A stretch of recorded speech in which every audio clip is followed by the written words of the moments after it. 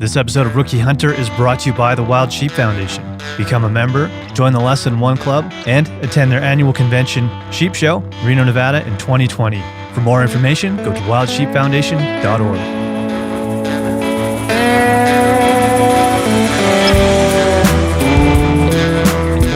Hey guys, welcome to part 2 of episode 100. We're going to pick up where we left off with more stories and questions and comments from you guys. We got lots of good feedback about the new music, so we're glad you guys are enjoying that one. We obviously had a lot of fun putting that together for you and putting these episodes together, so nice to see all the feedback, and thanks again to you guys for getting involved with these 2 episodes. If you didn't make the final cut, don't worry. We did check everything out, and we are going to continue to play some of this stuff and read some of these questions on future episodes. We had no idea the amount of stuff we were going to get, and we had no idea how long it was going to take to get through even the stuff that we narrowed down to. So anyways, as most of you know, August we'll be heading out for our big sheep hunt in northern BC. And if you're interested in sheep hunting, or you're just interested in sheep, I would encourage you to become a member of the Wild Sheep Foundation. We just signed up all of our winners from last week to become members, and we'd like to see more of you guys join us. You can also join the Lesson 1 Club if you're like us and you've never harvested a sheep. And you can also attend the annual Sheep Show convention in Reno, Nevada, which will be happening again in 2020. Well, it's a bit of a cold, wet spring morning here in Kelowna, and I walked into the studio and was sick of gear as a new supporter of the show. I thought I would let you know about the Calvin Light hoodie. This is actually a new part of my arsenal. And I'm loving this thing so far. It's got a nice tight fit in the arms. I was sighting in my rifle yesterday and just liked the way it kind of fit nice and tight around my wrists for shooting. And with a bit of rain like we're having today, it actually was repelling water quite nicely, which I didn't know was an added feature. This is going to join me on our sheep hunt for sure. And I think it's going to come along for any spring bear hunts or anything where you're going to get a bit of cool weather and especially cool evenings. This is a badass jacket, hoodie, whatever you want to call it, and I would definitely recommend it. If you want to see all the stuff that we're wearing, we actually got to update it with some new stuff. You can head over to our website, which is therookihunter.com, and click on the gear tab. If you guys are like us and you're heading out for bear season, well, you want to have a good blade, so check out North Arm Knives and get yourself a nice new blade from them. And as I'm recording this, Oscar just decided to curl up in my Calvin Light hoodie. He likes it too. Anyways, let's get into part 2 of episode 100. Sit back, relax, crack a cold beer, and enjoy this one with Kelly and I.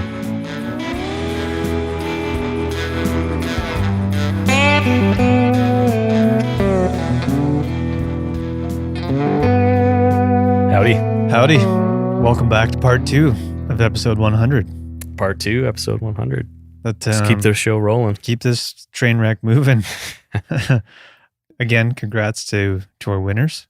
Can't remember their names, but they're all set up now. Everything's been sent out. And Tom, Chris, and Bryce. Yeah, there you go. Good job, Kelly. They're on their way. They have a bunch of stuff in the mail already. Yeah. It won't be long. Won't be long. They'll be looking good out there. Shall we get right back into things? Yeah. Right. What's on tap? Yeah, I don't even want to say because I'm pissed off about this whole situation here. So, let's start with what's on tap. We have Twin Sales. Oh, it's called Orange Slices Citra Double IPA. Mm-hmm. You know what, Kelly? I had something else in my hand. And you know what? I'm going to go back and I'm going to grab that this citrusy looking thing because it's hot out today. It's nice. Yeah, and it is tasty. Let's do something summery. And it was $20 for 4 of them. So whatever. It's pricey. They're pricey, but I thought, hey, it's part 2 of episode 100. I'll spoil us with some nice beer. I put them into my bag as I was coming up here into the studio. And when I open my bag, I hear tss, and I pull out the beer and it's leaking all over. And I've got all my microphones and computer and all kinds of audio gear and all this shit in my bag. And the bottom of it is just full of beer. And it was actually leaking from the seal, not where you open the beer. It was underneath the sort of the outer edge, and it was just seeping out. I don't know what the hell happened. But at least it wasn't bear spray. Yeah, I guess there's always that. And nothing got ruined. I just had to spend 45 minutes cleaning all the beer off all my gear. Yeah. But Could have been worse, I suppose. Yeah. It is tasty though. As you said that, I just flashed back to my bear spray episode. Yeah. Yeah. Well, should we get right back into questions and Yep, sure. stories? All right. This first one we got is from Chris, and I'll play it for you. Hey guys, I'm just at the park here with my kids, so if there's a background noise, just bear with me. Long-time listener, so I don't think I've heard you guys talk about first aid at all. I'm just wondering if you guys are considering taking a wilderness first aid course, what you might be carrying in your first aid kits, and just also interested in maybe what essential items you guys always have on you. Even if you drop your pack, you know, what you think is essential that you keep on your person. That'd be great. All right, well, thanks. Like the background noise. They're having fun. Yeah. I have two med kits from Adventure Medical. They're the ultralight version. So I've got one, I can't remember. So they're sort of numbered and sort of the like bigger per than person. Yeah, exactly. So I've got a bigger one that I bring out when it's anybody more than me, and I've got like a one-person one that I bring when it's just me. So those are full of all kinds of good stuff. The important thing is that you know how to use what's in there, and I can't say that I've gone as far as making sure that I know how to use everything in there. I have gone through all of it and made sure that that I'm sort of familiar with what's in there, especially before we go on a bigger trip. But yeah, I bring those two, and they're not actually that expensive. Like the Medical Kit 7, I'm just looking on Mountain Equipment Co-op's website. That one's only $23.50, and there's tons of good stuff in there. So Yeah, I have two as well. Same brand. One of them is probably about the same size as a wallet. Yeah. And that's like a solo one. yeah, that's the one I have too. I'll throw that in like day hunts. Yeah. And then if we go on a bigger hunt and there's like 2 or 3 guys, and I consider taking the, there's a blue one. Oh, okay. And it's, what would you say? Like I have those outdoor research organizers too. Right. And it's about the same size as that. It's Yeah, not okay. super small, but if it's a long-term situation, I'll bring one of those. What about essentials otherwise, other than a medical kit? DeLorme InReach, I take that regardless. It doesn't matter if it's a day hunt or a 10-day hunt or whatever. You know, we talked about rattlesnakes in part 1.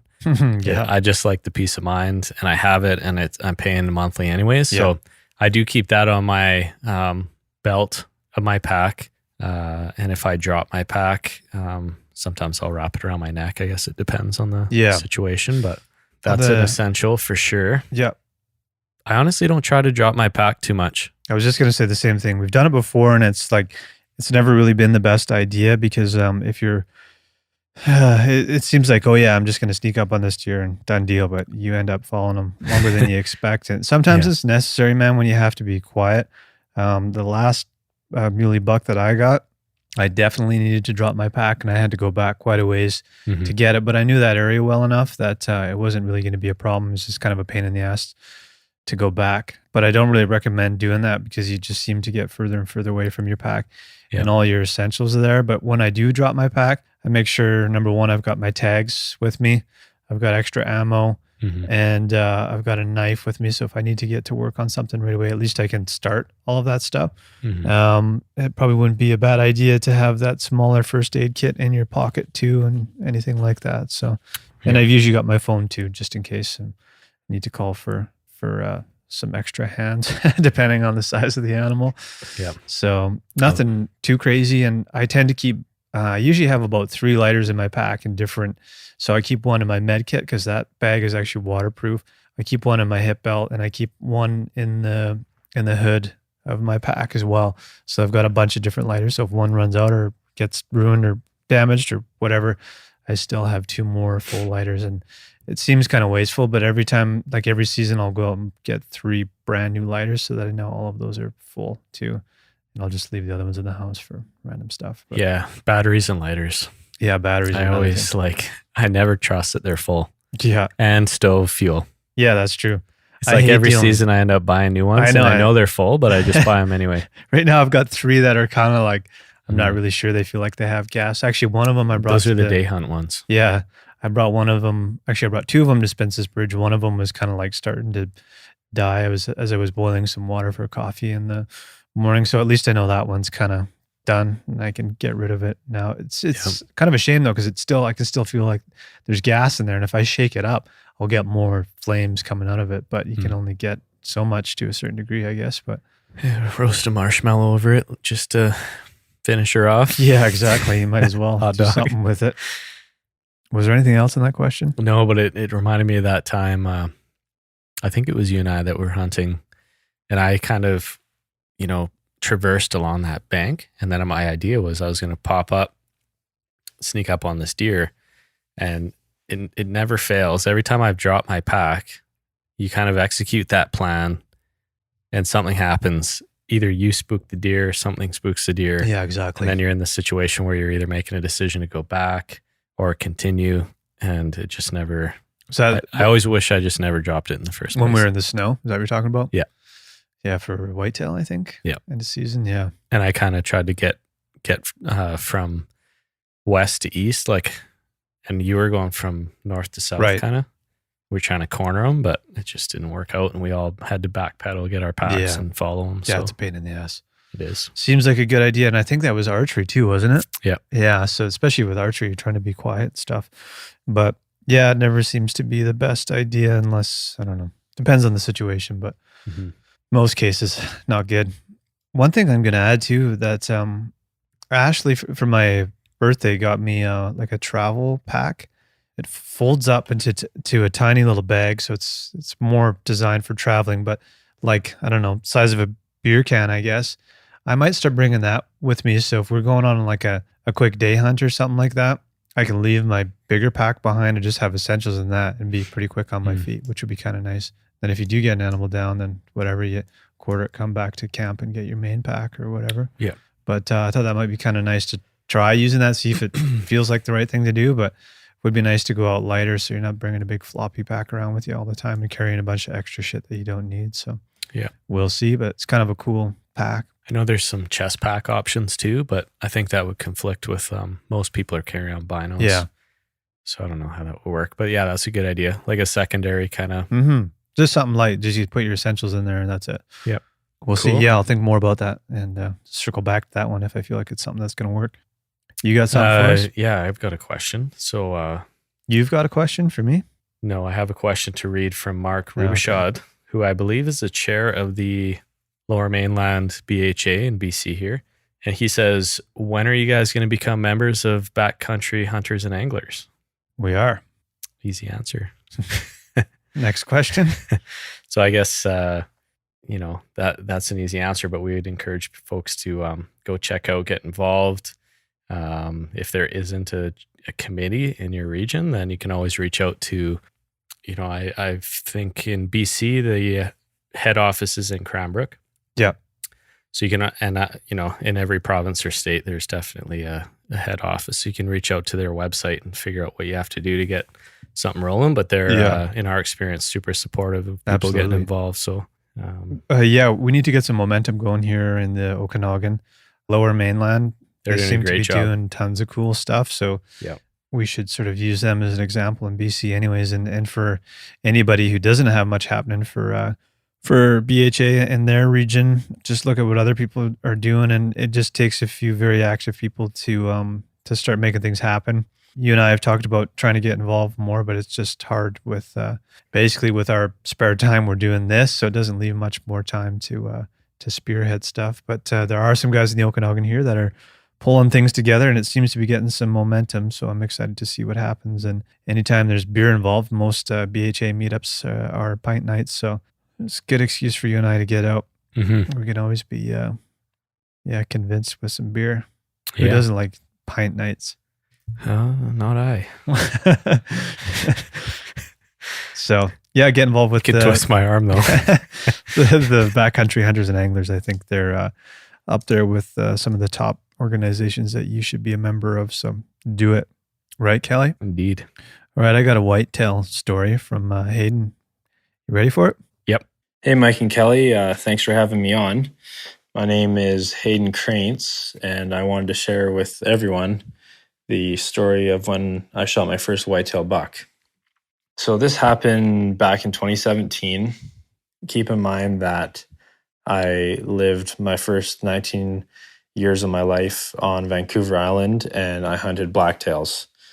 It was around 4 years ago. I moved to the mainland and started hunting whitetails and muleys. And I knew of this spot that was about a 50-minute drive from my house, probably an hour, a good hour anyway. And I knew it held whitetail. So me and my buddy Caden Romaine, we went out to the spot early one morning, and he went up higher up the one ridge where we both knew there was some mule deer, and I went in the opposite direction, kind of down lower, and wanted to hunt these whitetails. So I dropped him off. I drove into my spot. I parked about 1.5 kilometers, maybe 2 kilometers from where I knew I was going to sit. And I had in my mind that I was going to rattle and do some grunts and hopefully call a buck in. I knew that rattling and calling worked. I've seen it on TV. So I actually went on YouTube and kind of got a quick crash course on how to do it. I knew that it wasn't really a super common thing to do in BC. At least that's what I thought, but I figured, what the heck, let's give it a shot, right? So I hiked in nice and quiet to my spot. I sat down, chose a spot in between 2 trees, kind of an open area. I didn't have a blind or anything. It was cold, quiet morning, and I did my first rattle session. Nothing happened. It was super quiet. 45 minutes went by, and I decided, okay, let's pull out the antlers again, banged them together, did a couple grunts again, and it wasn't even 10, 15 minutes later, and I remember I was looking over to my right, and I heard some steps in the snow over to my left, and I slowly swung over with my rifle to my left, and there I saw some movement, and I knew it was a buck, I knew it was a whitetail, and he was slowly kind of working his way over to me. He had his nose to the ground, and he just kind of came in on a mission, and I knew I didn't have long because he was only 50, maybe 60 yards at most away, and he was behind some kind of thicker brush, and I knew that was the shot I had to take. So lined up, squeezed one off, and he just piled up right there. He dropped, didn't even take a single step. And I was just awestruck. Like, this first whitetail buck, I was so stoked. I went over to him, just admired him. I took some pictures with him, and I left my knife with him, and then I hiked back out to the road and called Caden, and I said, hey man, buck down, got my first whitetail buck, and he couldn't have been happier for me. So he came down off the ridge, and I picked him up, and we drove back to the spot. We hiked in, we gutted him, we took some more pictures, we drug him back out to the road, and there at the truck we had a couple of celebratory beers, and yeah, it was just a good day. It was just an honor to take my first whitetail buck like that. He wasn't a super mature buck. He was a 4x4 kind of younger buck, but like I said, a trophy to take for my first whitetail buck. It was just wicked day, wicked hunt, and just kind of a cool backstory to the hunt is that the antlers I had used to rattle him in were off a blacktail buck that I had taken on the island. It was just a little 2x2 blacktail that I had killed and cut the antlers off, and that's what I used. So it just kind of shows that anything can kind of work in the rut. When I had taken this deer, it was about, I think it was around the 20th of November, 18th, 20th, somewhere in there. But yeah, thanks guys for listening to my story, and take care. Hopefully talk to you guys soon. Thanks. That's a beauty. It's nice when a plan comes together. Yeah. As he's explaining, I wasn't with you when you rattled in that whitetail. Yeah, exactly what was going through my mind. Yeah, it made me think of that, except it was off to your left. I think he came up behind you. Yeah. Well, I mean, kudos to him, because the same thing, I feel like we were in the same situation, although I felt like I sat there for much more than 45 minutes. But I think that's a good point. It takes time. Yeah. You can't just rattle once or twice and then, that's not going to happen. Yeah. It might take an hour. It might take the whole day. But what he said was, when he heard the footsteps, he slowly turned with his rifle. Yeah. And what I did was, first of all, I didn't have the rifle on me, and I quickly reached for it because this deer was so close, and that was a flawed move. But it was just a reaction. Like, I don't even remember why I did it. It just happened. It was also because I had two other guys beside me, and I thought, like, there's no way I can do anything without, I can't talk, I can't do anything. I thought my best chance is just to try to make something happen as fast as I can. You didn't have anything in the chamber at that point, did you, either? I don't think so. So there's another rookie mistake right there for like you. 3 strikes, you're out. Yeah, that buck is gone. Yeah. So yeah, I'm happy it worked out for him. Yeah, and 4-point buck's nothing to be too down on yourself about. That's a pretty nice buck. So. It's hard too, man. Like, to sit out there and call like that, and I mean, that's not an easy day. No, man. Just to sit there and whitetail, it's usually cold. It's a grind. Yeah. So it's super cool when it works out. Yeah, definitely. It might, and I mean, how many times have we gone out and it hasn't? It's like a 1 in 100 or something like that. Like, it's a high number. So you spend a lot of time out there kind of freezing, putting your time in mentally, everything. And then when it works out, it's perfect. Yeah. That's why I don't really bother with whitetail. I don't have that patience. Yeah. Except for does, they're a little easier.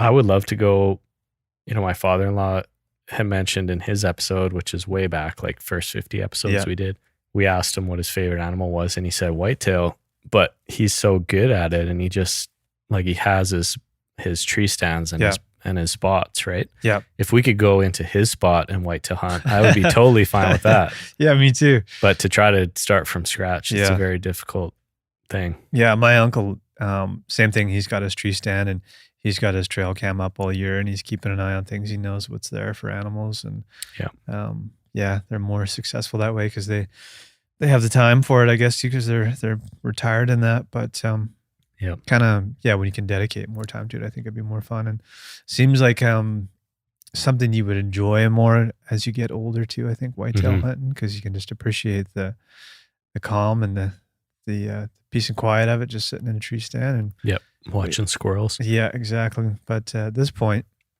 it just doesn't really resonate with me. Yeah. Not yet anyways. Should we jump into another one? Yep. This one is from John, and this is kind of a crazy, unexpected story. So this is my story submission. I call it fly-in shed hunting.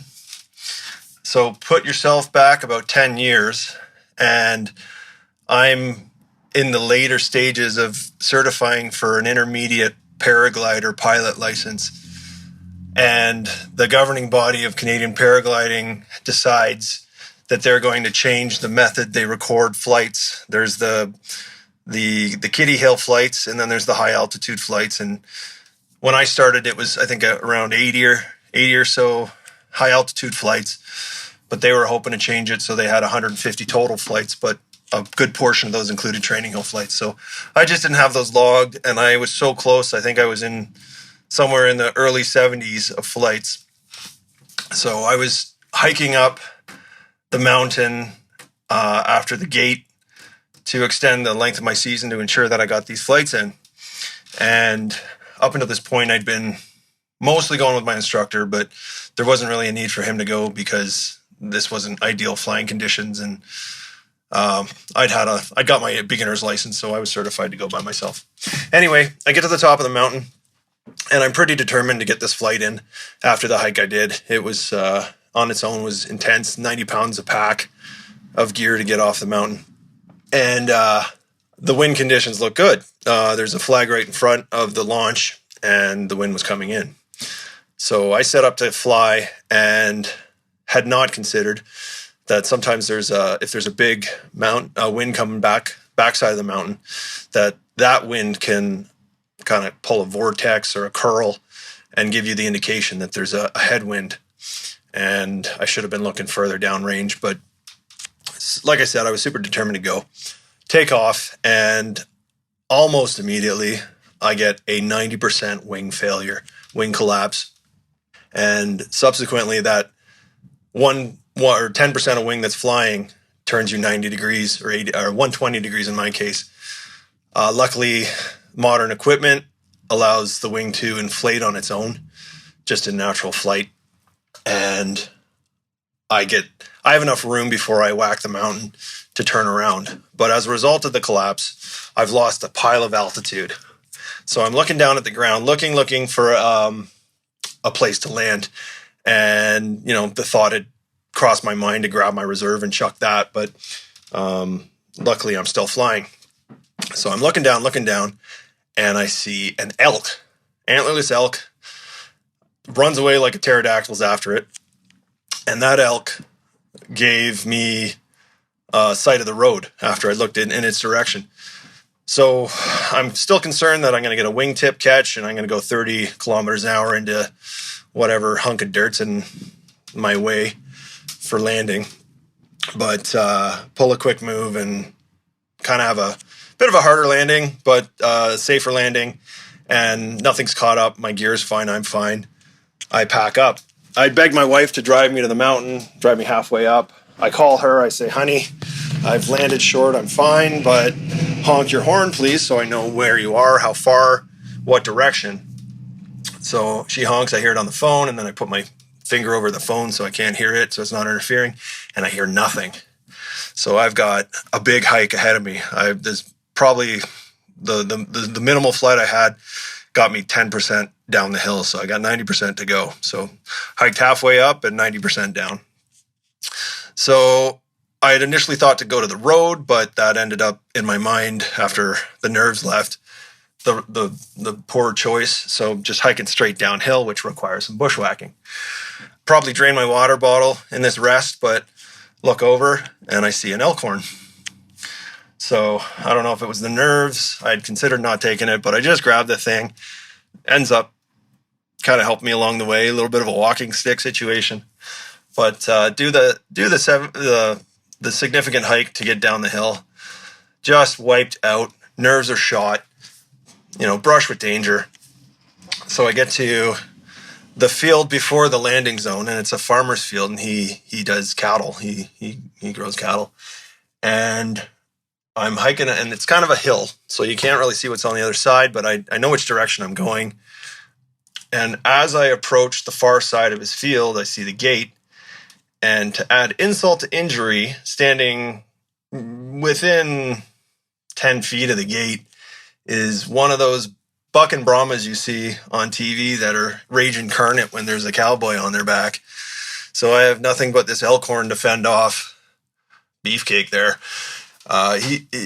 He was good to me. He treated me well. I don't know if the farmer was feeding him sugar cubes or what, but just one more shot to the nerves after, getting dehydrated, hiking down a hill, having wobbly legs. But if you, all is well that ends well, I get out of there with a story. But if you go to my house, I live in Victoria, just above the mantle. Looks great during the Christmas season with a little fake snow under it. But my kids' pictures are hanging out around this elk horn. Sometimes we hang our wedding rings from it for the grubby garden work, and if we go to the gym and hit the weights. But that's my momentum from my brush with danger. Not exactly a hunting story, but it holds a lot of the elements. Just an interesting cocktail party story. Thanks, guys. Keep up the good work. That's a hell of a story. Yeah. What's interesting about that, man, is so when you talk about like a Euro mount or antlers or however you want to sort of like have a trophy in your house, mm-hmm. they aren't so much about the deer, but about, or whatever the animal is, it's more about the memory. It's like a photo, right? So that his antler isn't about a hunt. It's about a time that he almost died, basically. Twice. But it has that same connection, right? That thing represents so much more than just an antler. It's an experience and all that. So I think that's kind of a neat way to look at that one is if you draw a line to the hunting side of things, it's really not about just hanging heads on your wall. It's about the memories and the experiences you have out there. Yeah. It's like a connection to the planet or life. Like there's a connection to that story. Yeah. I agree 100%. Yeah.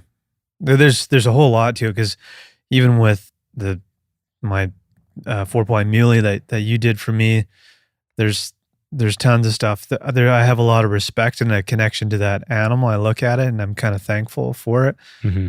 There's all of the stuff that came with it, like the actual hunt and the lead up to taking a shot at him and packing him out and falling over a log as I was coming down, and I cut the shit out of my arm. And I met you within the last couple kilometers of the trail, and like I remember all that stuff so clearly. And it's nice to have that thing, and it's actually above my bed now. Every time I look at it, it's just like all that stuff comes flooding back to me, and I look at it every single day. So it kind of keeps that memory of it all fresh. And there's so many different emotions of respect and excitement and camaraderie, and the fact that you did that thing for me is sort of the icing on the cake with it all. So what's also cool about that is because you went back to get your gear, and I took all the meat back to my house. Yeah. And it wasn't just me that butchered that deer. Bree helped me, right? My wife. That was the other mule deer. Was it? Yeah. Oh, okay. Yeah. Well, one of them. Yeah. Okay. You got one, and I helped you pack that one out, and I had to work or something that night. Oh, okay. And, the two of you did it, but yeah. So I think you met me back at the house for this one then? Yeah. Okay. I'm getting mule deer confused. There's a few of them now. That would have been cool though. Yeah. I I get a deer and just drop it off at your house. Well, guys, see you later. Yeah.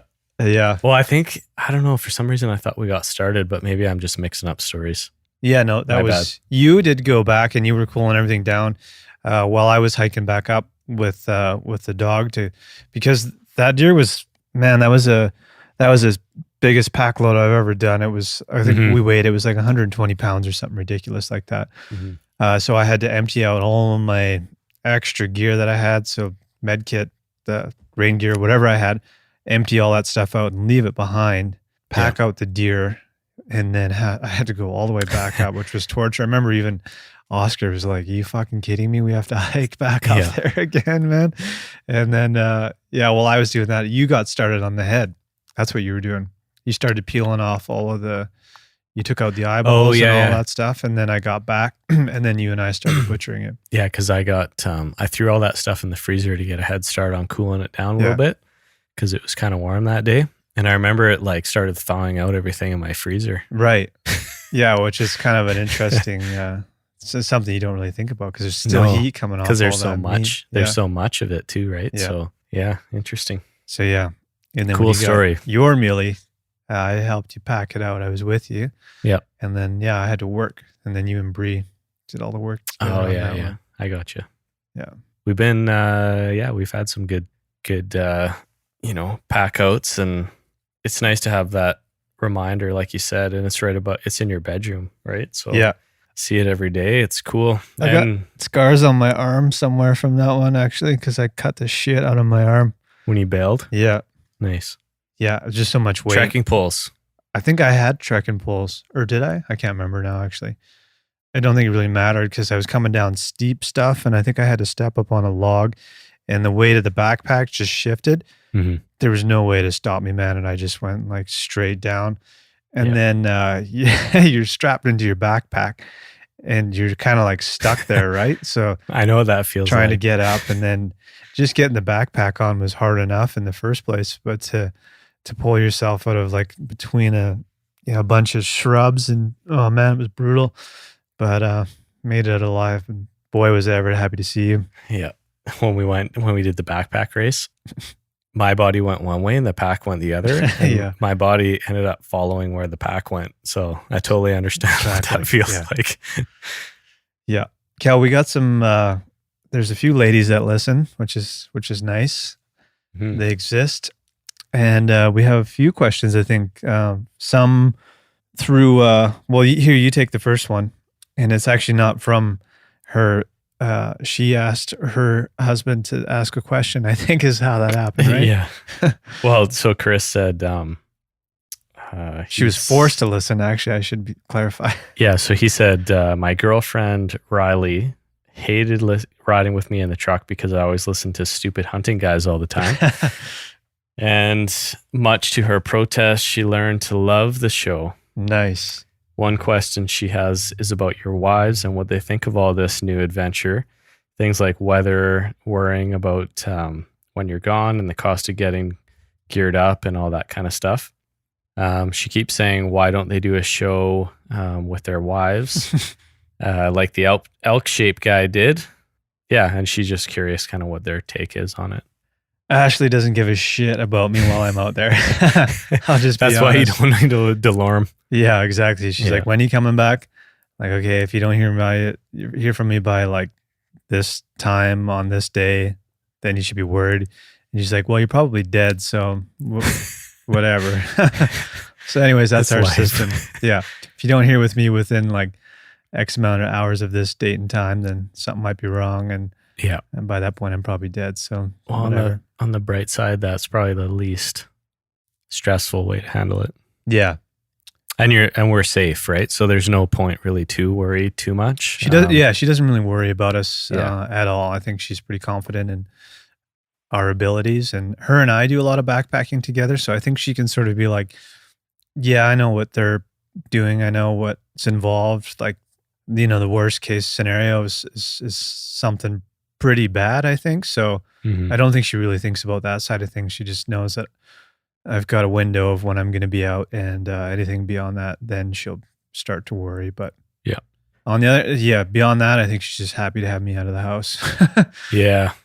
I think with Bree, like she grew up with her dad hunting his entire life. So there's a photo on their computer desk of him like holding his first whitetail, and he's like, 10 years old or something, like maybe even younger. Yeah. I'm sure he's out with his dad, but it's just been a constant, right? Like her birthday's first week of October, and her dad was always elk hunting or something, and it's just kind of been a way of life. So from that perspective, it's nothing new.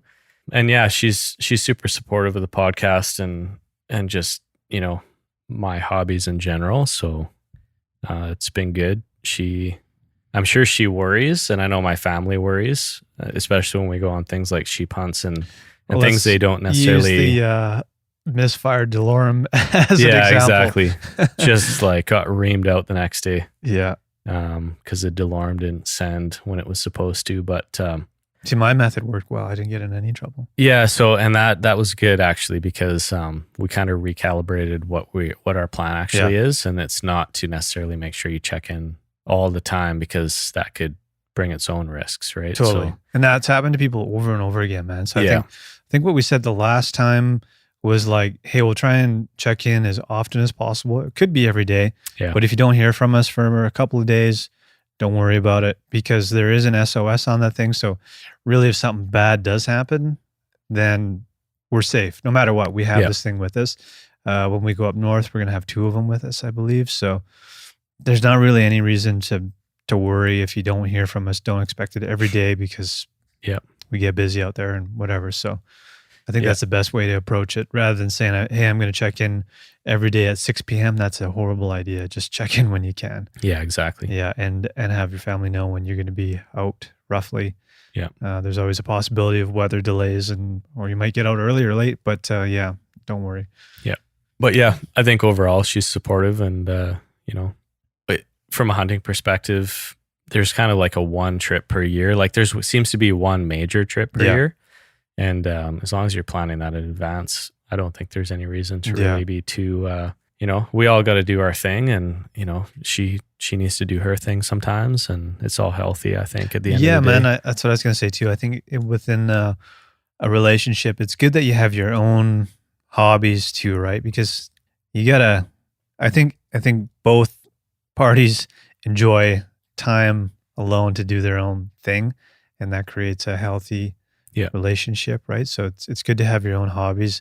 I think with having them on the show, Ashley, she's never listened to one single episode of Rookie Hunter, and she's like, I brought up this email to her. She's like, I'll probably pass on that one.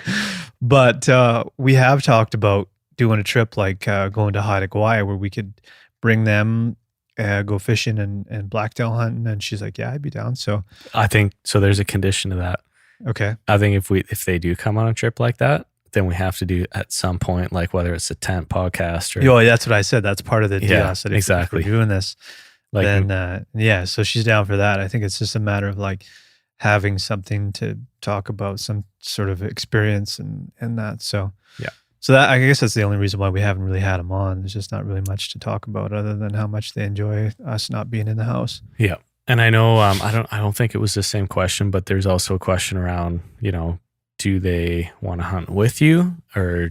I'll play that one for you, Cal. It's an audio question. This one was from Sarah. Hey, Rookie Hunters. I'm just wondering how involved your wives are in your hunting and activities. And is it an experience that you'd like to share more of with them, or is it something you want to keep for yourself? Yeah, so I guess we kind of already answered that a little bit. Yeah, I got nothing against bringing them out there, but it is something that I enjoy. That it's like, as you laugh. It's just nice, like I said, to have something separate that you do on your own. But I do want to go fishing and do, like I said, do the Haida Gwaii thing. So as much, they're just not as into it as we are. So to like, have them come hunting every weekend, that's just not going to happen. I don't think so. Yeah. I mean, from my perspective, if she wanted to come for day hunts or even more, then I'd be totally into it. But I know she doesn't want to. Yeah. I know she doesn't want to get up at 4 a.m. and freeze and, deal with all that stuff because she's very familiar with it. She's, like I said, she's grown up with it. Yeah. And being that familiar, she's made a choice that she loves the meat coming home. Yeah. And the freezer filling up. But fishing, I know she wants to do an offshore fishing thing. She'd be into that for sure. I just know she doesn't want to be out in the wilderness on a tent, like, doing that thing we like to do where we punish ourselves for some reason. Yeah. So that's totally fair. But if she ever wanted to try it, I'd be down. Like, absolutely. The door's open. Yeah. Yeah. Ashley and I talked about it and she sort of said, like, she said, yeah, I would come, but I just don't really want to kill anything. That's fine. Yeah. And she's like, I love the meat. Love everything about it. Just don't really want to do it. And that kind of rings true with my whole family. Yeah.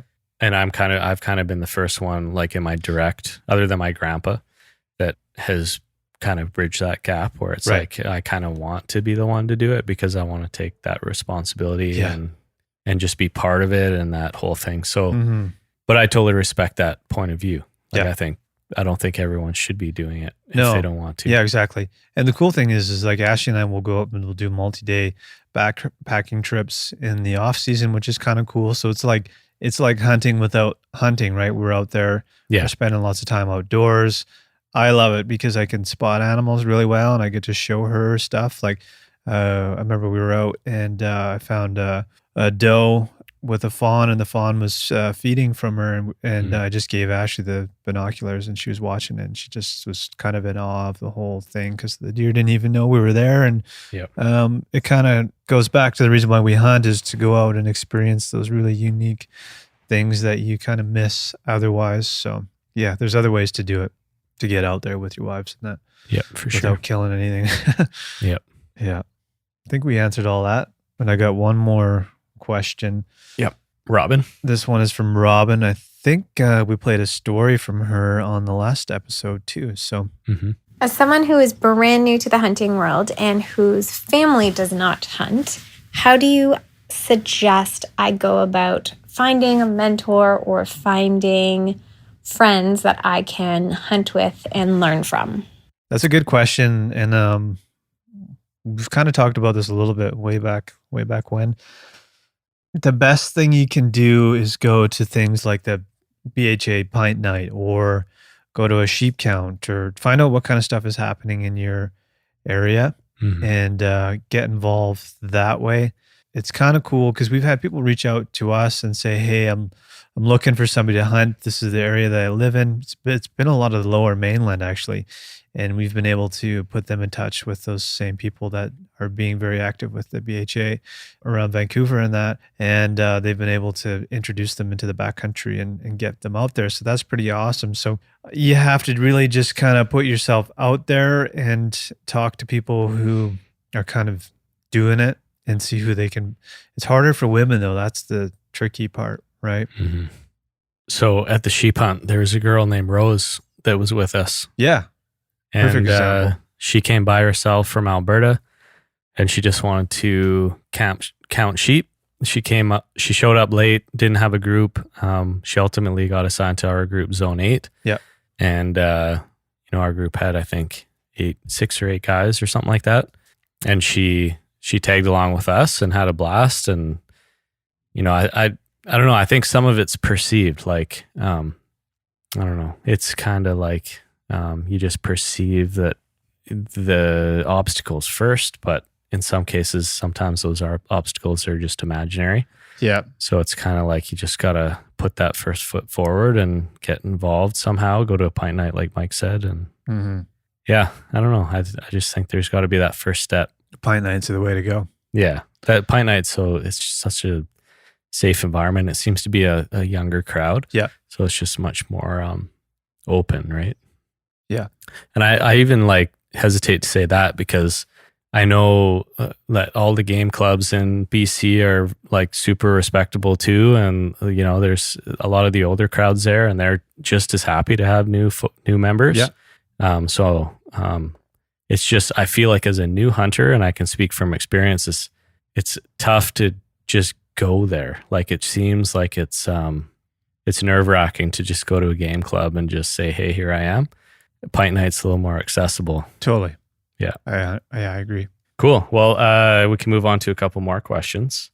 This one's a little gear specific. So Ryan asks, I heard you mention in one of your episodes you use Maven binoculars. I've been considering Maven C1s, but it's tough to pull the trigger when I can't check them out in stores. So Maven, for those not familiar, are kind of like the Kuiu of optics, direct sell to like no distributor kind of thing.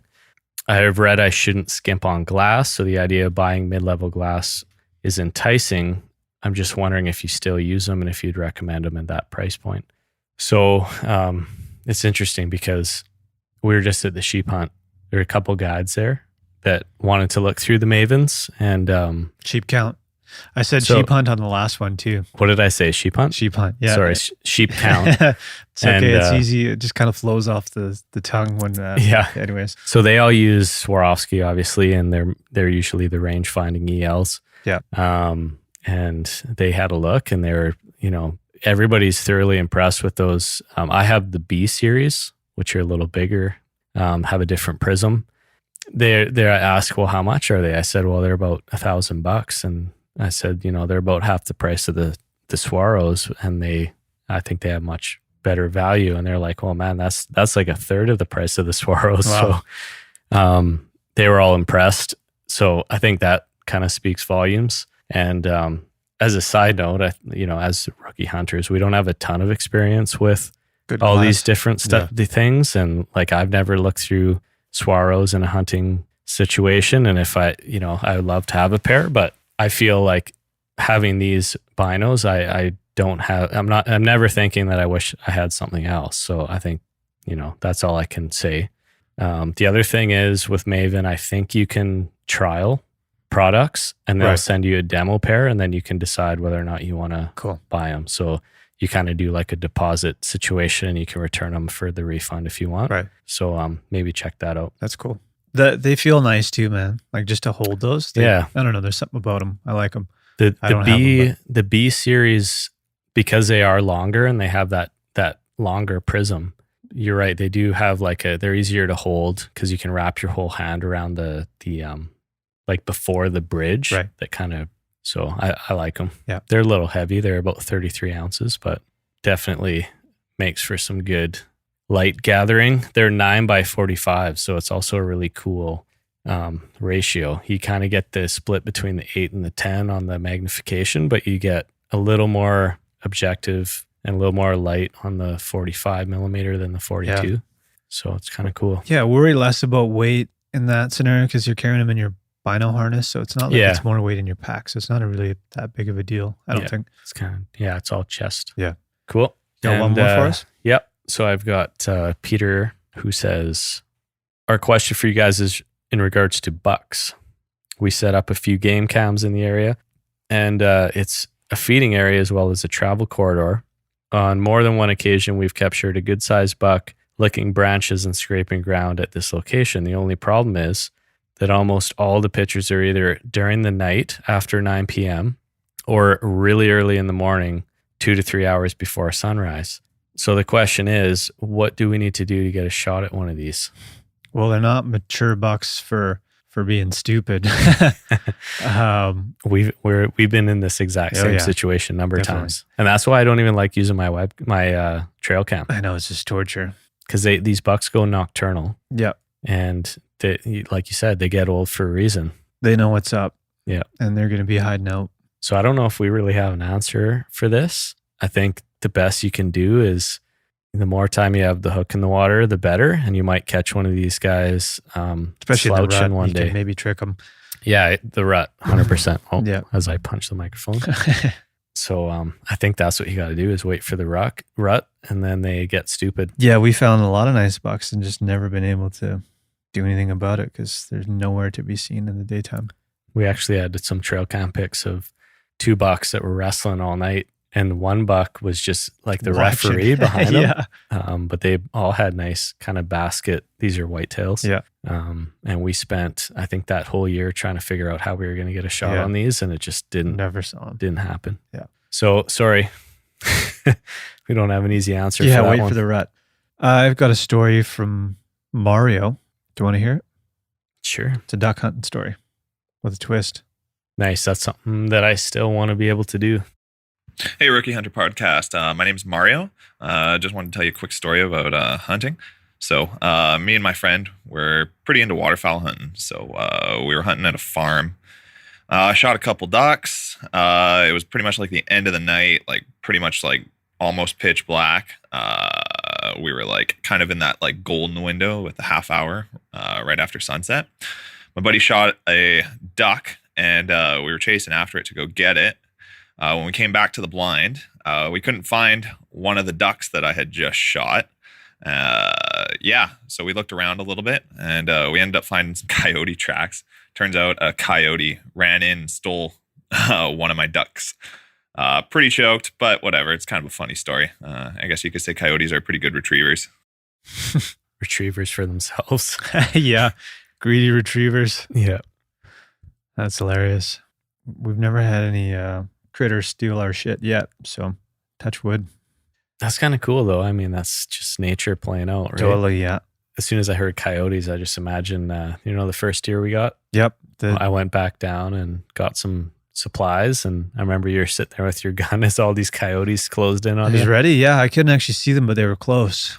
Yeah. They were getting closer and closer and closer, and I was getting pissed off because they wanted in on that for sure. Yeah. They obviously heard the shot and they knew what was up.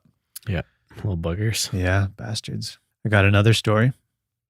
Another short one. Dan? It's from Dan, yeah. Hey, Mike and Kelly. So here's my rookie hunter story. I started hunting at the age of 37, and I'm now 40. And this year was the first year that I actually harvested a mule deer. I live on Vancouver Island. So November 19th was the day I harvested my first animal. And I was by myself. Love hunting by myself. Stumbled upon, kind of spooked up a doe with a buck, being kind of mid to end of the rut. The buck took off quite quickly and leaving the doe by herself. So made the decision that I was going to harvest a doe because I really wanted to have meat in the freezer and get something that I could butcher myself. So lined up, took my time and shot at the doe, and good heart lung shot, dropped her on the spot, which I was very thankful for. And making a clean kill is definitely one of my top priorities when hunting. Went down, hiked down, and gutted her out. Then proceeded to find a log that I could tie her to because I had to carry her about 300 to 400 feet up the hill so I could get her back to a logging road and then drive my truck in to retrieve her. So managed to do that just barely using all my strength. And it was a great day. Good harvest. Brought the meat home, butchered everything myself. I'm a chef by trade, so that wasn't too hard for me. And cryovac'd it all up, did some grind, some stew meat, leg meat, got lots of stuff in the freezer. Did some nice boneless loin roasts, which I'm looking forward to barbecuing those up as our weather on Vancouver Island is getting a little bit warmer. And yes, I am a hunter on Vancouver Island, which is sometimes fun in and of itself. So hope this submission makes it to the Rookie Hunter podcast, and keep up the good work, guys. Really appreciate it. Learned a lot from your show, and look forward to another 100 more. Thanks, guys. I wish I was a chef by trade. Yeah, me too. It's actually pretty similar to our first doe, our first deer, for that matter. It's a lot of work for when you don't know what you're doing. And they're heavier than you think. Heavier because we packed out the whole damn thing. Minus we field dressed it, but we carried the whole thing out, which we've never done since then. But we just quartered everything up since that point on. But yeah, it was heavy. That was a decent sized doe too. Mm-hmm. And I remember when we were coming out, we passed some guys, and they had a peek in the back of the truck. They're like, "Why would you shoot a doe? Why wouldn't you shoot a doe?" Yeah, freezer's empty.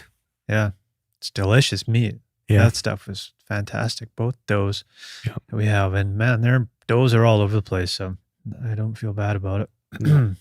But yeah, made for some damn good meat. Oh yeah, really good.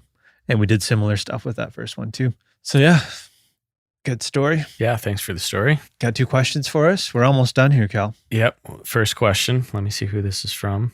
Now we're getting into a couple of the Instagram stories we got. Oh, so cool. This is the Royal Cheese. Is his name. Nice. What do you guys think about the fact that Canadians have to go through expensive guides in practically every province? And what are your thoughts? It says affecting the hunting world. I think the ultimate question here is, if you're a resident of another province and you want to hunt in another province, what are your thoughts about you having to get a guide, or if you don't have the ability to do that, permit of a company situation? Like say your brother lives in the province you want to hunt in, it's obviously easier. You can do the permit to a company and he can take you out. Let's say you don't have that option. You want to hunt in BC, but you live in Ontario. I don't know how I feel about that one. Selfishly, I wish I could just hunt wherever I want, but I'm not sure if it's good or if that would be good or bad. Like if hunting is really good in one province, does that mean that everyone's going to flock there? That's my first thought. Yeah, and so maybe that's not good for wildlife. No, long term. I think my thought was we're going to need much better scientific management before we are comfortable with like the potential of removing that barrier to entry. Yeah. Because we can't, like from my perspective, we can't even manage the wildlife we have, period. Like no. And hunting isn't the key driver there. We've talked about this a number of times. Yeah. That's highly regulated. It's all about habitat, and there's a number of factors there. Yeah. But to then all of a sudden say, the door is open, anyone can come here. Yeah. It just severely limits that opportunity for the residents that are already limited in opportunity due to the habitat problems. If there was a surplus and we could say, okay, each year we'll open up X amount of tags in each province for people who are not residents of that province. Say it was like, let's say it's 100 elk tags in one province, or whatever it might be. I don't know. I'm just talking out my ass, but that might be kind of cool. It was just a very limited number, and you could just keep applying for that every single year, and eventually you might get lucky and you could go hunt in another province. That'd be kind of cool. Yeah. I think there's always going to be that aspect of that's going to cost more. Yeah. Because there's going to be that benefit of the money going to conservation on the back end. Yeah. Because you're ultimately taking away that opportunity from a resident kind of thing. Yeah. But I mean, I think that's how some of the states operate, right? Is they kind of have points, and anybody, technically we can go for down points. there. Yeah. So for sure. I don't know. There's definitely some different ways to do it, but I think the key with BC is just the management. We got to work on the scientific wildlife management as a foundation. We're hurting in that department. Definitely. Okay. We got another question here from John Eddy. Do either of you find yourself, this is actually a pretty good question here to end on. Oh, wait a second. We're not ending. We got a couple more. I got a couple more. This is the last written question. Do either of you ever find yourself having a self-conflict with hunting? And if you should continue hunting or not? I find myself sometimes having this conflict inside my head from time to time, and it's something I don't mind because I'm harvesting an animal and eating it. And ultimately, he talks about the conflict with whether or not he wants to eat meat. So that's his question. Constantly, man. And I think that's good. Yeah, I mean, I think ethically, I think it's a complex process. It is. And I think it's healthy to think about it. Yeah, if you don't care, then there's probably something wrong with you. But talked about this before, and it all comes back to that moose hunt we did. I was very conflicted on that one. And when we talked to Mark Hall, one of the things he said was it's good to be aware of all the issues and that, but you need to leave that at home when you're out there. Because if you're so conflicted when you're out there that you're not having a good time, then it's kind of a problem. So it's good to be aware of certain things, but if it's bugging you that much, then maybe you should rethink what you're doing. Mm-hmm. But if it's something that you shouldn't so much be worried about, then just leave it at home. Yeah. If that makes any sense. But I ultimately feel like hunting's made me a better person. Oh yeah, I agree, man. So like I'm more aware of the world around me, like not just like I understand now like city versus nature versus, I understand kind of the patterns a little better of kind of what they need and what I can do to help ensure that conservation where I can, that sustainability. Yeah.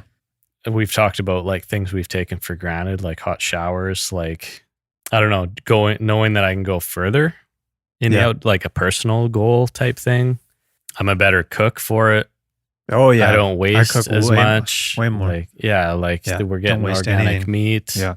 I have better stories. I have way more friends than before and folks that I never thought I would have ever met. Yeah. Just like the life skills, like way more life skills. Like I know how to tie way more knots than I ever used to know. And that's surprisingly come in more handy than I ever thought it would. Yeah.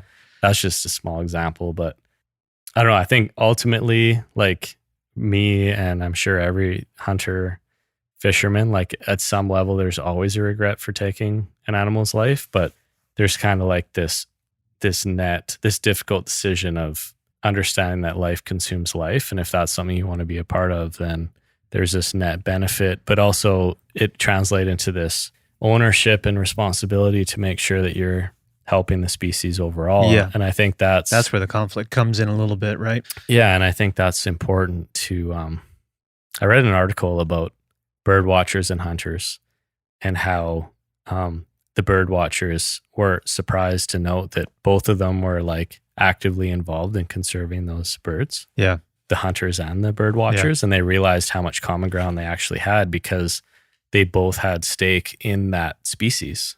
So for the benefit of that species, it almost seems better to have those parties have value in them, right? Like, so I don't know. At the end of the day, I guess just to summarize, I feel like it's made me a better person in multiple ways. So as much as I don't like taking something's life, it's, I think I trust, I guess, personally that I'm doing it for the right reasons. And I feel like I'm true to that. Yeah. I've sort of had the question come up to myself or something that someone said to me. And I really had to think deeply about why I do this and if it does make sense. And ultimately it still makes sense to me. Yeah. And I think that's good enough. Like, I think I think we need to be good enough with that. The hardest part for me, the biggest obstacle I've come up against is how do I explain that to somebody who doesn't understand what we're doing? And I don't think they can understand it until they've done it. Or at least attended it. Yeah, or just been a part of it in some fashion, and because it's really a pivotal moment in both of our lives, I think, when we harvested our first animal. Yeah. And the only way I can describe it is there is a bit of remorse for the animal, but it ultimately feels right. And that's like a primal feeling, I think. Mm-hmm. Because you're going to use all of that animal. You're not going to waste anything, like you said. And I don't know, man, it just feels like the right thing to do as long as that it continues to be a renewable resource. And for now it is, and hopefully it continues to stay that way. So, yeah. And I also feel like I understand more of kind of that indigenous spirituality. I know it varies across, there's so many nations here in BC. I think there's over 50, and I'm sure it varies, but I don't know. I just feel like I kind of understand a little more of kind of where they're coming from with the spirituality piece of the animal. And yeah. So I don't know. I think at the end of the day, it's deep. Appreciation that it's a deep thing and it's a difficult thing. And at the end of the day, I think the hunters are willing to contemplate, justify, and act, as opposed to, some folks may choose not to do those 3 steps, and that's totally fair as well. I don't know if I touched on this, but I shared one of the campfire videos on my Facebook, and I don't really share that much stuff through Facebook unless it's something I think is sort of meaningful to me. And so I put that video up there, and I had a guy who's vegan reach out to me and say that we couldn't be friends, basically. And this was a client and a guy that I respect, and we couldn't really come to any conclusion. That, like, I was trying to explain to him that we have more things in common than you understand. And, for him to sort of write me off doesn't make any sense. If he's got, like, let's say he's got 600 friends on Facebook, I'd say 90% of them probably eat meat. Mm-hmm. And, probably 80% of that 90% doesn't hunt. They're just sort of blindly going in and buying meat from the grocery store and contributing to, things that aren't great for the environment. And it's been a long journey for me to come to the conclusion that this is the best way for me to get my food. And I don't know, it's just frustrating, man, that of all those people, that I'd be the one that you sort of write off and don't want to communicate with anymore, even though we have the exact same values. We just want to lessen our impact. Yeah. So you're both have the same level of contemplation and respect. Yeah, exactly. So that was really frustrating. And that's what I mean when I say that, like, you can't really, it's really a hard thing to explain unless that person comes and experiences it with you, or you can talk in person. And we didn't have the opportunity to talk in person. I said I'd love to talk to you more about it, and that was it. So that's a bummer. Yeah, you can't really do much about that when one party just, shuts down. Yeah, I know. So anyways, man, but it's good because it makes me think about the things that I do share publicly and try and do a better job. Not that I think I did a bad job of it, but I just, I think, okay, there's guys like that. It's a guy that I liked, actually. I enjoyed working with him. And yeah, it's sort of just a bummer. And I don't know, man, it just got to me. But again, came to the conclusion that I'm not doing anything wrong. And yeah, we just have a lot more in common than he realizes, but is what it is, I suppose. Yeah. I mean, at a global perspective, I feel like whether you believe it or not, we're all impacting animals. And I feel like there's no way around it. Hunters and anglers are 2 groups, just like photographers and bird watchers and hikers and vegans, that we all are contemplating the same problem. So yeah, as long as you're not taking more than you need to, that's the thing, man. One animal goes a long way. Yeah. So we don't have to go into this, but the whole hunter PR problem. And I think, people rely on stereotypes when they're not aware of the details. And sometimes that comes to bite us too. Yeah. I think he probably has a vision of what hunting is. And I think if him and I just hung out for a day, things would change, but that's not an option. Anyways. Well, that's all I got for that. I knew that was a deeper question for sure. Yeah, great question. But to summarize, it's good to be good to think about it, man. Just don't let it get to you too much. I have one last question. This one is from Miles, and this is a gem of a question. Hey guys, if you come across a trail camera in the woods, do you check the SD card even if it's not yours? No, first of all, I don't I think I've only spotted 1 or 2 cameras. Yeah. In my hunting career so far. But I don't know. I just feel like it's intrusive. Yeah. It's just not, that camera doesn't belong to me. No. I didn't put in the work to put it out there. And maybe he didn't delete his cameras, and who knows what's on there. Ooh. Like maybe I do want to check them. And I have a trail cam, and every time I put it up, I'm worried that people are going to do the same thing. So I don't know. It's that platinum rule, right? There is a chance that you are on that camera too. Yeah. So somebody might know that you were messing around with their camera because it's going to move and shuffle around and everything if you're trying to pull the card out of there. So yeah. It's off limits, man. If you want to do something though, you could do some poses in front of the camera if you do want. Something funny. You could dress up as a Sasquatch. Yeah. Can do the old, I don't know. You can figure something out. I just wouldn't touch the property. It's not really, I just don't feel it's ours. So yeah. What else you got? Well, I have one more story for us. This one is from Stuart, and it's about a hunt with his old man. Hey, Mike and Kelly. My name's Stuart McDermott, and I'd like to share a hunting story with you. On tap tonight's Okanagan Springs King Eddie Pilsner. Okanagan, too. So I live in Edson, Alberta, but I'm originally from BC. I was born in Haida Gwaii and lived there for the first few years, and then moved to the Bulkley Valley and lived there for about 20 years. That's where this story takes place. I started goat hunting with my dad when I was about 9 years old. My dad had been building roads in the area, and he would sit and glass the alpine at night to pass the time. He picked out a few different areas where he'd spotted some goats and picked a couple of spots he figured he could get me back into. We made a lot of trips back there, sometimes just the two of us and sometimes bringing along a buddy. We'd usually leave the house about 2 a.m. and drive up the logging roads 3 or 4 hours to get to a spot we could hike from. Every time we'd head out thinking we'd found a better route, and every time we'd end up hiking straight up through the Blowdown, Slide Alder, and Devil's Club, cursing that next time we'd find a better route. 4 or 5 hours later, we'd hit the alpine and all the shit behind us wouldn't matter anymore. It was a beautiful area, big open bowls at the bottom filled with wildflowers and marmots, and further up there'd be waterfalls and big shale slides, and up on top the big ridges and peaks would still be covered in snow. This particular trip was different than all the previous trips for me. I was 12 now and getting to hunt for myself. It was an LEH area, but we could draw a tag almost every year. That year we both failed to draw, but my dad's hunting buddy Wolfgang had drawn a tag, and he was nice enough to put me on his tag. So we started making our way into the backside of a bowl to set up camp. Me trying my damnedest to keep up. I was always doing everything I could just to keep up, but Dad would always act like it was me pushing the pace. Later on, I figured out he was putting me on.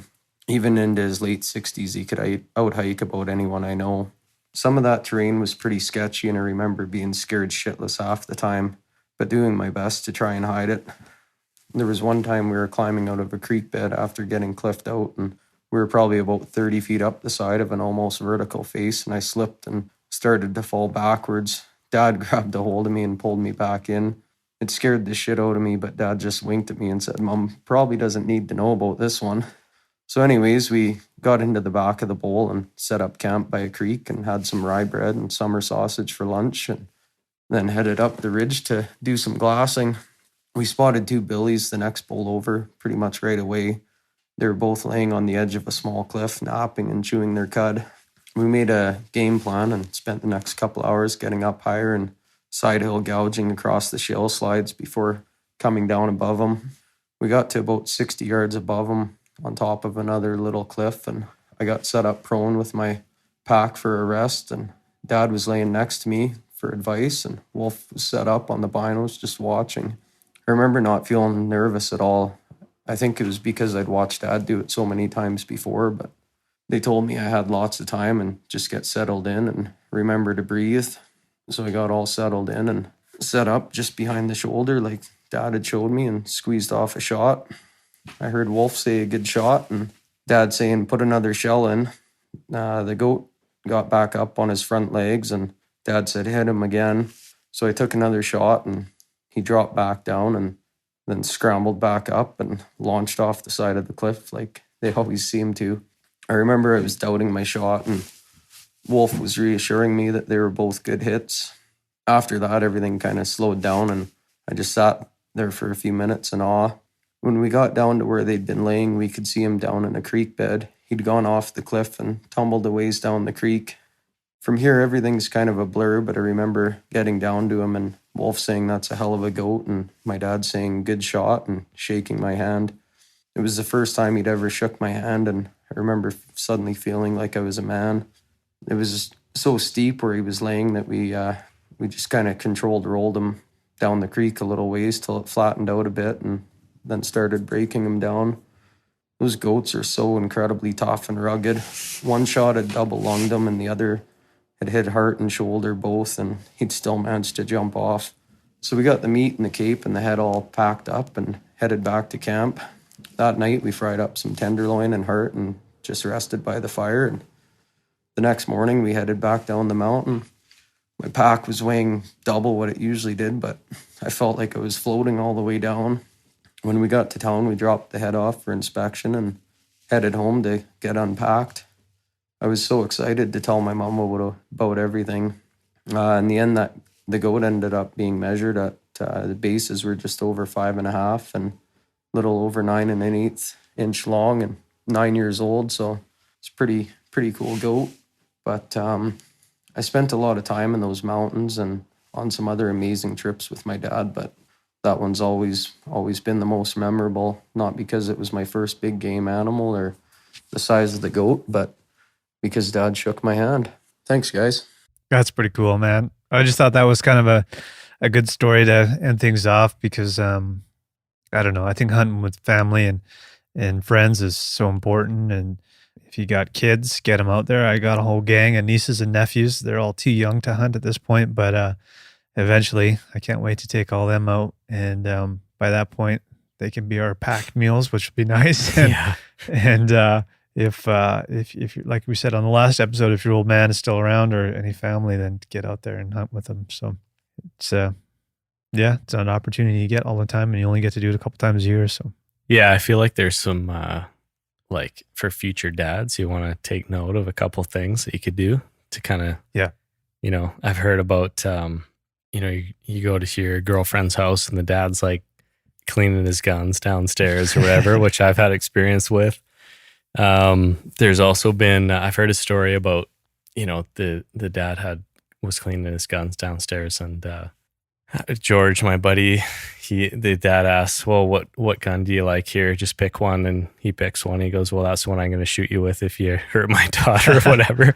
But then when they got married, he actually like turned it into a bit of a gift. So he actually gifted him this. That's cool. This gun. So like, I feel like there's a few dad tricks that you could, take mental note of in case the situation comes up in your life. Like the old handshake there. That's a pretty cool event, right? Yeah. It's a life changer.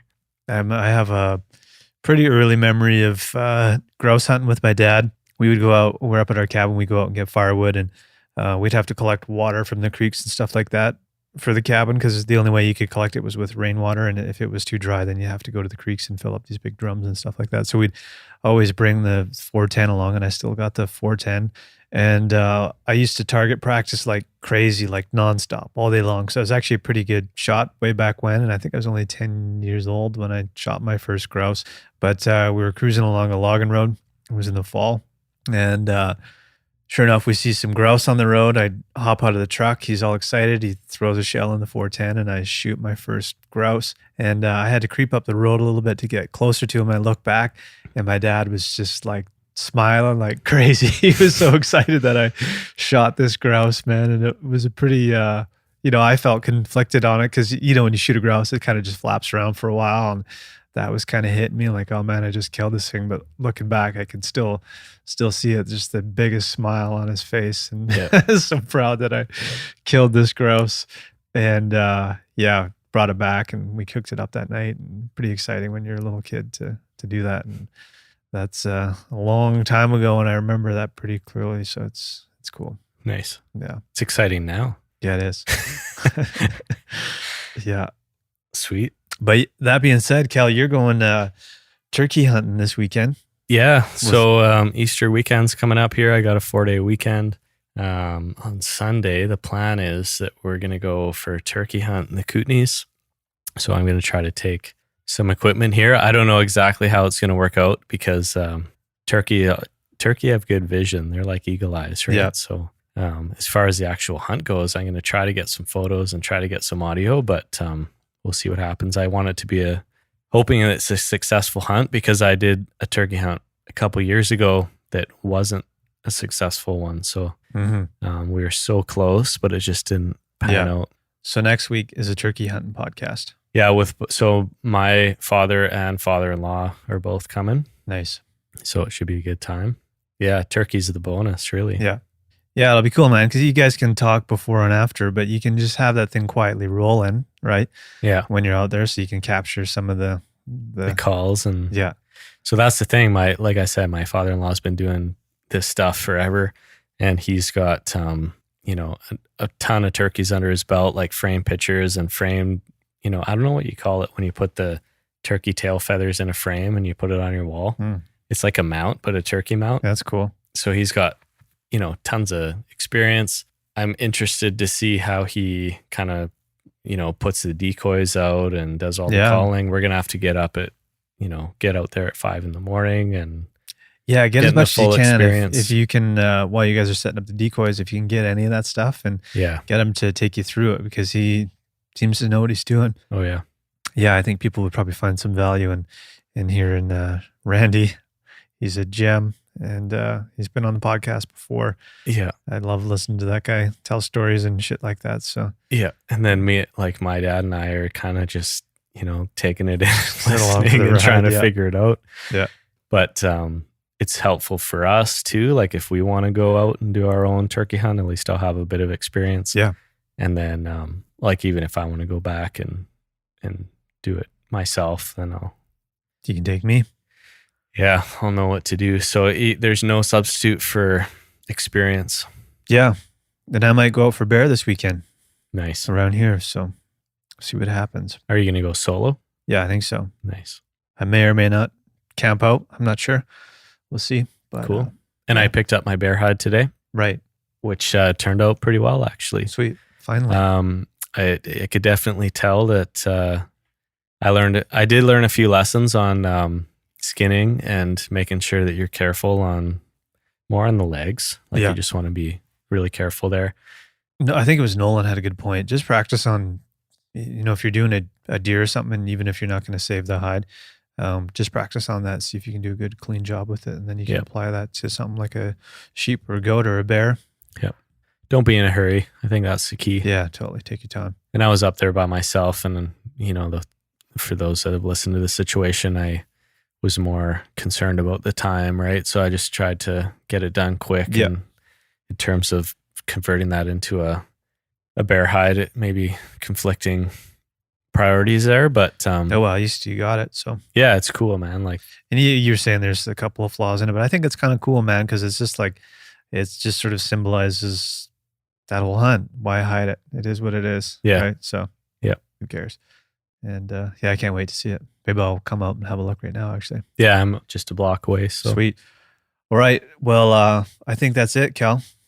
Episode 100, part 2. Anything else you want to end on? No, man. Like I said, I'm surprised that folks are listening, and I appreciate everybody's support. Yeah. And I'm just happy to hear that we're helping folks out. Totally.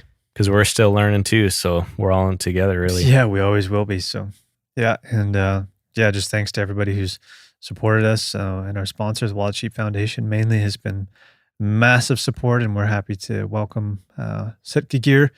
And North Arm Knives has been kicking around for I don't know how long now, but it's been a while. So yeah, they've been involved pretty much from the beginning. Yeah, pretty much. So big thank you to everybody, especially those of you who've been on board since the very beginning. It's been a wild ride, and all I can say is thank you for hanging out. It's been fun, man. And there's lots more to come. Yeah. Cheers, guys. Cheers. This episode of Rookie Hunter was brought to you by the Wild Sheep Foundation, Sitka Gear, and North Arm Knives. As always, it is hosted by Kelly Mullner and myself, Mike Peterson. It is recorded, edited, and produced at Mountain Stream Audio Productions in beautiful Kelowna, British Columbia. Original music written by the one and only Kelly Molnar with help from Graham Ord, Darcy Booth, and Chip Sleedermean. If you want to help us out, there's one thing you can do. You can go to iTunes or wherever you get your podcast from and leave us a 5-star rating and a review. And don't forget to subscribe. For more on the show, head over to our website, therookiehunter.com.